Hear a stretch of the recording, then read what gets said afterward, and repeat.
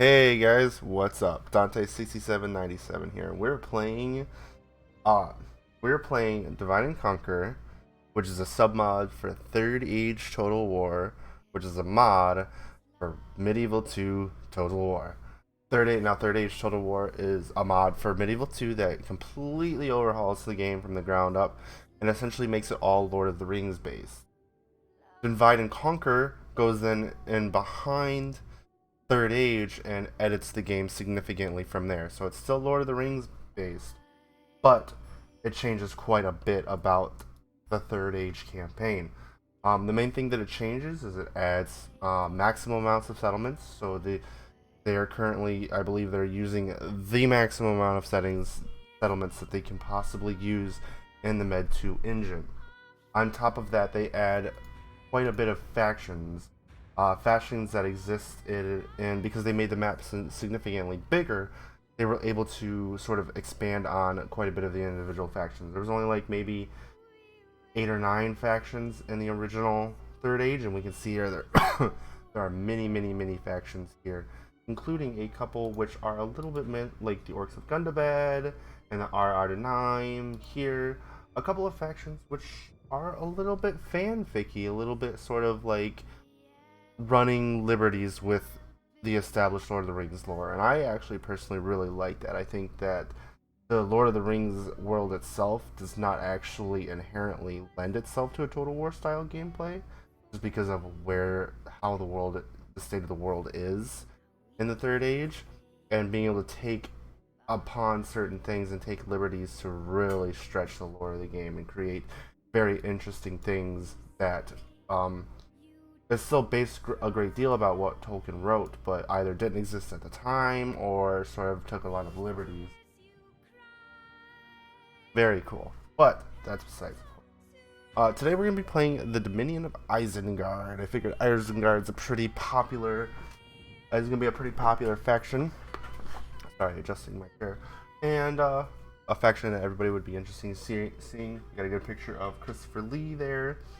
And yeah, so we're gonna be playing on very hard. No battle time limit, and we're just gonna start. We're gonna start up.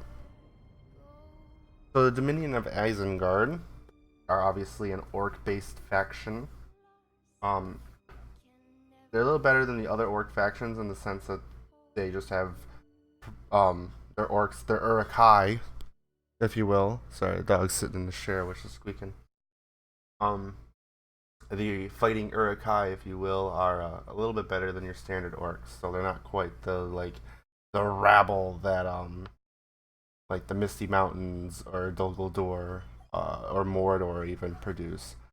Our troops are pretty solid, but they obviously don't have high as numbers the other orcs do. Oops, the toggle fog of war is still off from testing earlier, so just go ahead and ignore that. We're not going to. We're not going to read any of this a lot, and I'll just scroll down and let you guys kind of pause and read here. Basically, this just talks about the lore of Isengard and where we're at right now. The simple ring. So this here is going to talk about the One Ring from Lord of the Rings, and it's going to talk about how this talks about how Saruman could control the ring, and if we can take the ring for ourselves, then Sauron will upgrade from Saruman. I'm sorry, Saruman will betray Sauron, taking the ring for himself and becoming Saruman of many colors. And we can see here there's a stipulation to being able to do this script. It says Saruman must be the general to capture the town in which the ring is found. He must also have 7 or less ancillaries. So when the ring pops up, there will be a thing that will we'll just go ahead and try to click through all this. When the ring pops up, it'll be found somewhere, and there'll be a pop-up telling us where it's found. We can send Saruman there with an army to take the ring and to capture it, and we will most likely do that. Will most likely be our goal at some point. I don't know if we'll do it the first couple of times the ring pops up, because obviously we want to focus our military on actually doing what we need to do, which I should have checked before. The game but it's hold 50 regions, including Isengard itself, Edoras, which is the capital of Rohan, and also we need to hold Keres Galadhan, which is the capital of Lothlorien. And those are the two factions that we need to and then yeah, we'll win the game. And we'll most likely do the Sauron of many colors thing at some point. So because of that, because of both, hold on. What you got? Oh, you're supposed to have that. That's your bone. You're good. Sorry about that. And so now, because Saruman himself needs to have less than 7 ancillaries, these which are these things here, these traits and stuff, which currently he has 6. We're gonna leave him in the town so he doesn't get a bunch of ancillaries from being a general marching around on the field and stuff like that. I don't know if you can delete ancillaries, and I don't really want to delete any of these to try. Maybe if he picks up a useless one for managing the town, we'll delete it. But other than that, we're not gonna mess with that. Besides, I think that lore-wise, sort of from a what's the word? Sort of from a role-playing sort of respect, it makes more sense to leave Saruman in Isengard and allow our Orc general, our Uruk-hai general, to lead our armies. So we're gonna go ahead. I moved a unit into this fort to get that unit to be free upkeep, so we're not paying for him every turn. We're gonna recruit some guys. Do we want some these guys? Some Vanguard 225. Look at the beast. Alright, so we have an army here of 5 units. They're gonna attack Isengard. We'll hold off on that. And then we're gonna attack Bregness with this army here. They've got some various Enedwythan units, and Ginyard has some Yorling units. We'll probably go ahead and actually move the entire army out to join. We'll move this these 4 units to the up. Then we'll go ahead and fight this battle. Actually, I think we can win it with relatively few losses, and it speeds up our ability to continue on the march. So we'll go ahead and save this. We are playing a mod, and so it's worth noting that I just always save it before every single battle. Because I do follow a couple of personal rules while playing, specifically like one of these tours, one of these older styles. One, I only like to use 1 general. I try to limit it to 1 general, 2 at most, per army.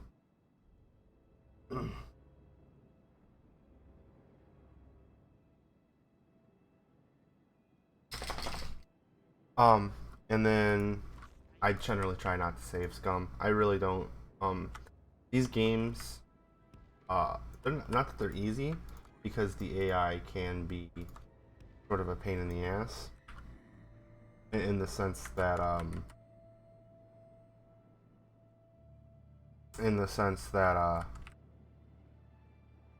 the bonuses that the AI get in these old Total Wars is crazy. I mean, you guys will see, if you haven't played one of these older ones in a while, you guys will see just how quickly the AI can really like just pump units out.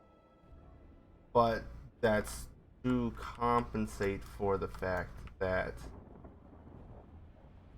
the AI kind of sucks.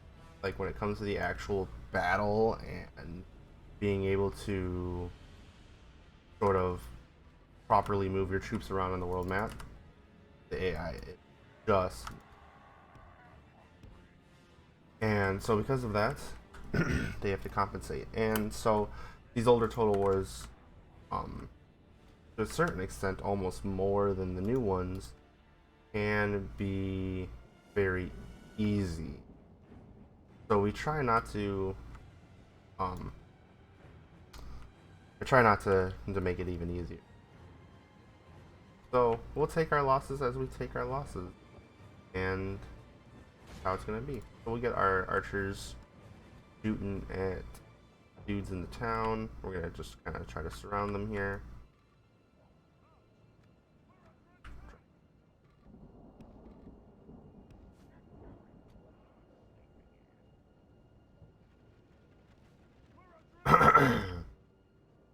They're gonna run some bandits out here to meet the Vanguard. Vanguard are strike infantry. That's fun.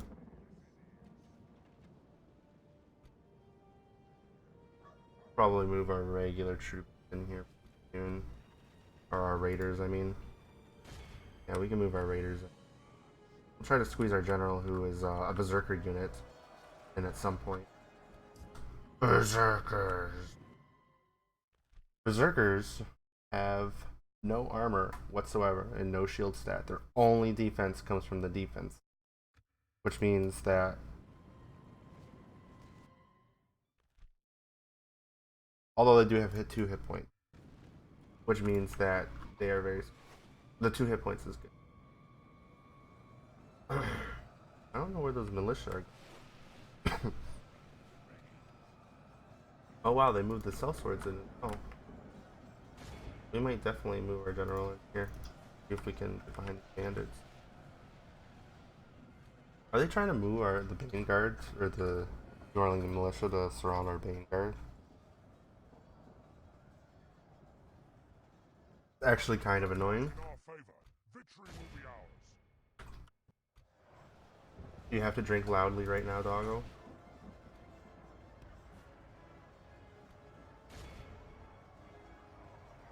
Jesus.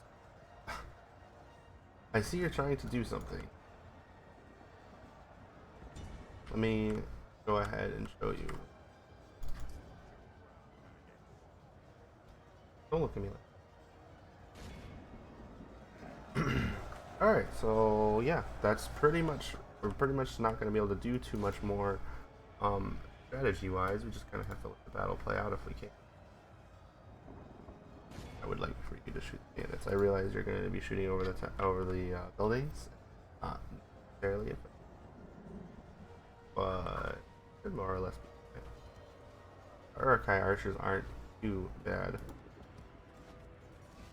I'm not totally sure what they were trying to do. Oh, their militia got involved now. That makes sense. Let's use our button, which I. Uh-oh. Okay, this is a problem. We don't want our berserkers to get surrounded. Because as we did just discuss, they aren't actually the tankiest thing in the world. Or the most unkillable thing. They absolutely are killable. I think this will be alright. I hope. I'm pretty sure. Now these sellswords alone could probably munch through our, but our Vanguard over here should be wrapping up this battle against these bandits pretty soon, so they can move into the town center to us. We'll probably start using our archers to shoot these guys over here.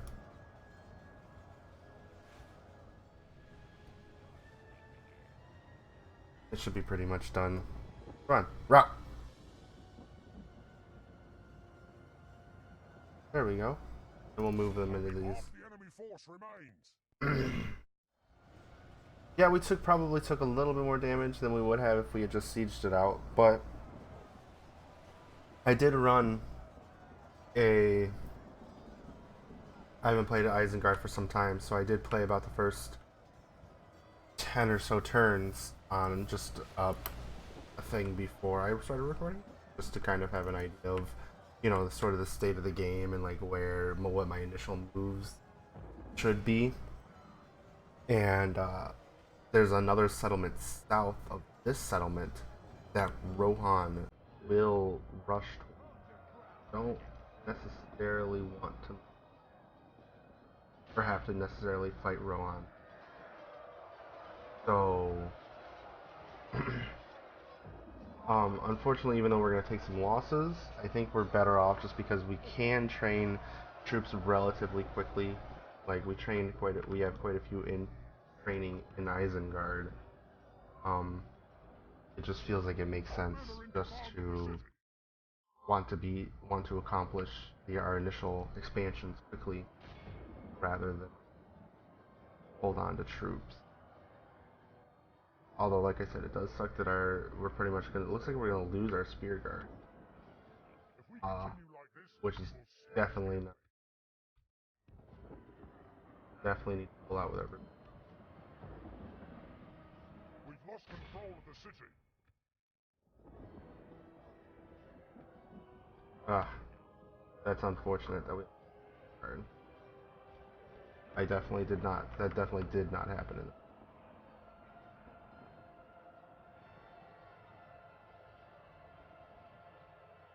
I guess I should have. Oof.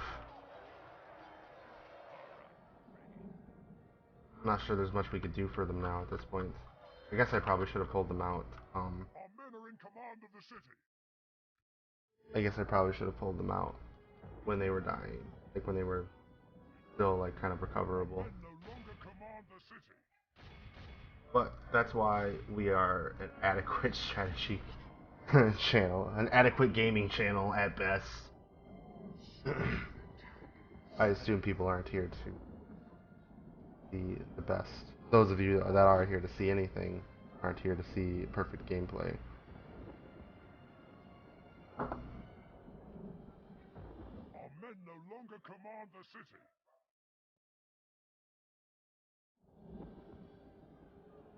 What are you doing, dog?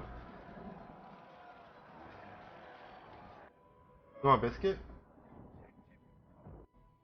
Sorry about the crinkling. Sorry about the bad crinkling, everyone. I'm sorry. No, get down. I'll go biscuit. Crinkling in the mic. Oh no, that was probably even louder. Probably shouldn't have fucked with it. This is quality. This is quality YouTube. This is quality.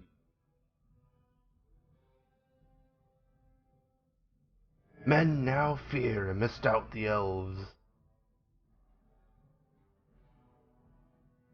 17 minutes? We're doing pretty good. We're making. Crunch, crunch, crunch, crunch.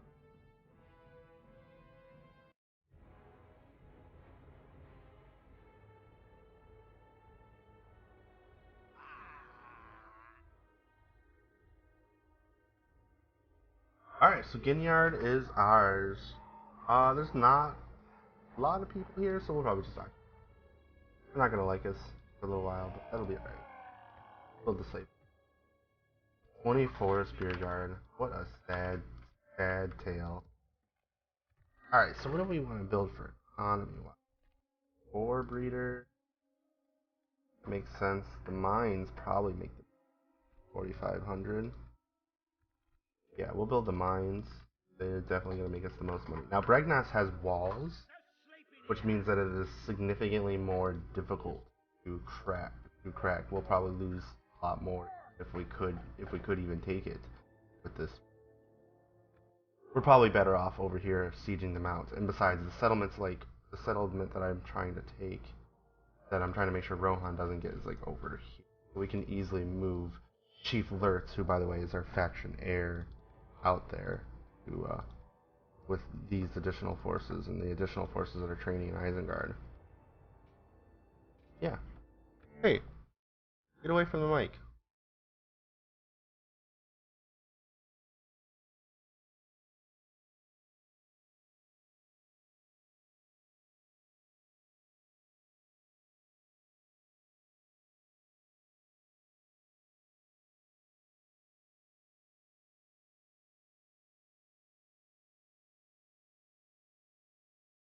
Hey, get down off the desk. No more doggy biscuits. I know you want more. But we're not getting any more. We're done for now. One is enough.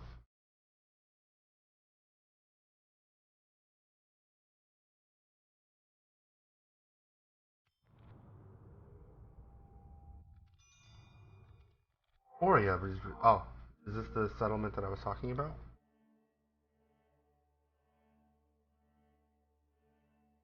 Unless there's 2 there. Alright, so We don't really want to attack him because I think this will be a river crossing. So we're gonna move here and hopefully he'll attack us. Vineyard's upset, but they should the whatchamacallit finish. Alright, so what finished? Our unlending pikemen, Urukai raiders. They're losing 700 gold. You may want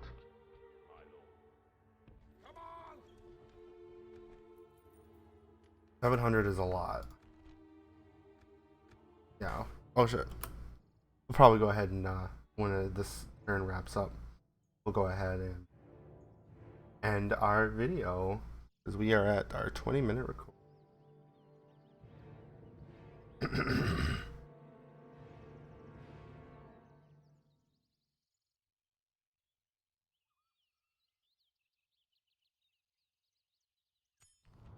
And Imladris is alright. I think I will do just that. So, thank you, friends, for joining me on an epic journey in this first part of the Isengard Let's Play for Divide and Conquer. And I hope to see you guys next time. See you later, folks.